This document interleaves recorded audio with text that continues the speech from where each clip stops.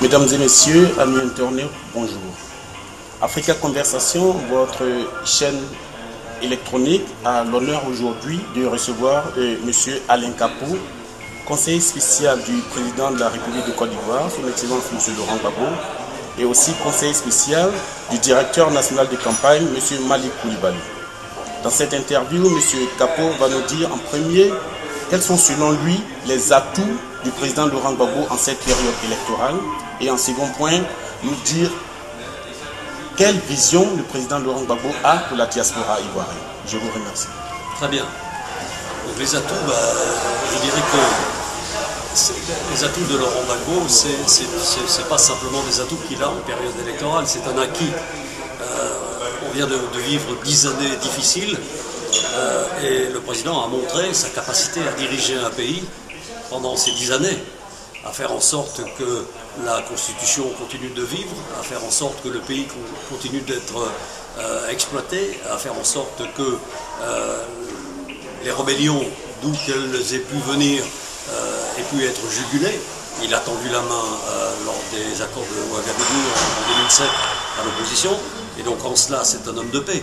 Donc les atouts, c'est, je dirais, ce qui est essentiel, parce que bien entendu il y en a des cent et des mille d'atouts. C'est un homme de culture, c'est un historien, c'est un universitaire, c'est un homme du peuple, etc., etc. C'est un homme de tolérance.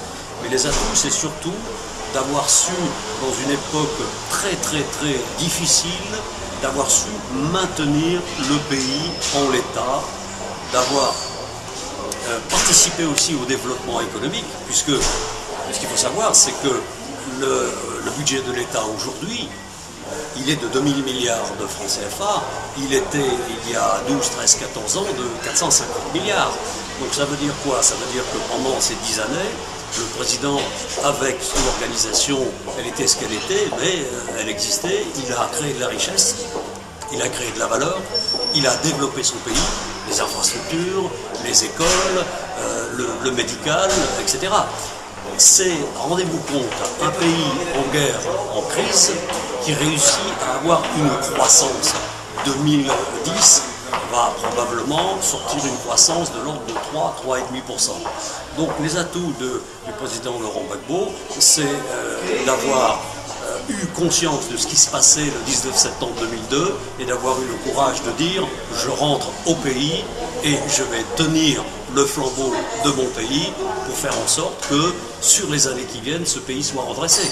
Alors après, bien entendu, il y a des tas de qualités au niveau de l'individu, mais ces qualités, il les a mises en application justement pour faire en sorte que le pays garde la tête en dehors de l'eau. C'est ce qui s'est passé et aujourd'hui, on va aux élections et c'est probablement aujourd'hui le personnage qui a l'autorité de compétence la plus évidente en Côte d'Ivoire pour réussir ces élections. Votre deuxième question, c'était... La deuxième question, c'était le rôle de la diaspora. Le rôle de la diaspora dans la vision politique du président. Alors effectivement, nous avons eu des échanges à ce sujet. Vous savez qu'en 2007, le président de la République s'est posé justement des questions sur les personnages qui étaient influents et qui se trouvaient en dehors des frontières. Et il a eu la riche idée de mettre en place, alors c'est pas confidentiel, mais c'est pas sur la place publique, ce qu'on appelle un who's who, pour savoir quels étaient les concitoyens qui, à l'extérieur, mettaient en exergue des qualités fondamentales, tant au niveau de la politique, qu'au niveau de l'économie, qu'au niveau du social, qu'au niveau de la pédagogie universitaire ou autre, et sur lesquels ils pourraient compter dès lors qu'ils seraient à la tête d'un pays stabilisé.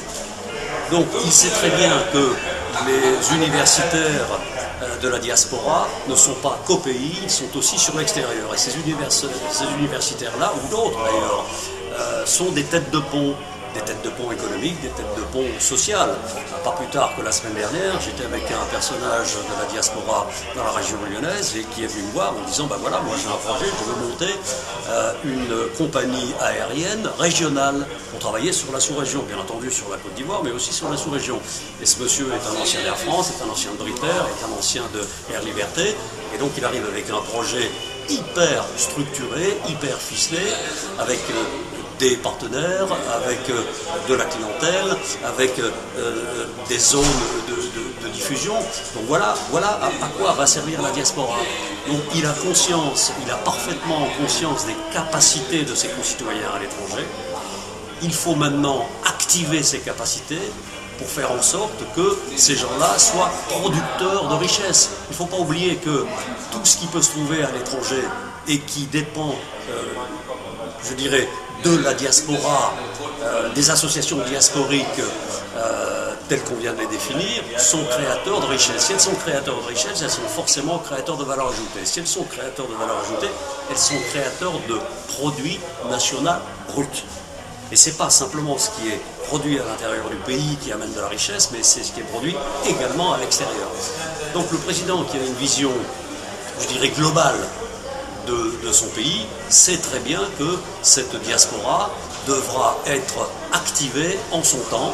Pour l'instant, il l'identifie, depuis 2007, il l'identifie, il sait où sont les personnages intéressants et influents, et en son temps, il la débloquera, comme je viens de l'évoquer.